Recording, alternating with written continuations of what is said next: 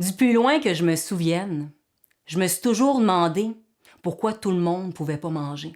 Chaque jour, de quoi se rassasier, en qualité, en quantité raisonnable. Et puis, le temps a passé. J'ai grandi, ça n'a pas changé. Ça a même augmenté le nombre de personnes. Le pourcentage a doublé.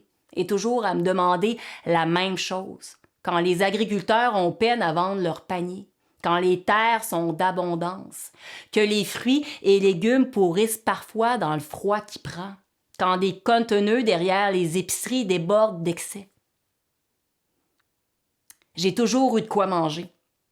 2 ou 3 repas par jour à ma guise. Et pourtant, et bizarrement, matin ou soir, des petites pensées sur le pas gaspillé, sur ce que je vais manger, ce qu'il y a dans le frigo, ce qui va pourrir bientôt, ce que je dois acheter, ce que je me dois d'avaler dans les prochains 24 heures pour faire honneur à la terre, à l'agriculteur, à la sueur des fronts qui ont récolté, pioché, déterré.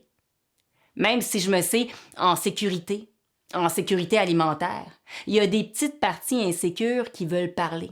Vas-tu en avoir assez? Es-tu certaine de ne pas en manquer? Si tu n'habites plus en coopérative, tu ne pourras plus te le payer. Du melon, des bleuets, des dattes, de la nourriture sans pesticides, un voyage par été, une retraite par année, des cours de yoga, de pilates, de tai chi, de kung fu, de cardio plein air, de méditation. Ben oui, pour cultiver pas seulement une sécurité, mais une globalité dans ma santé.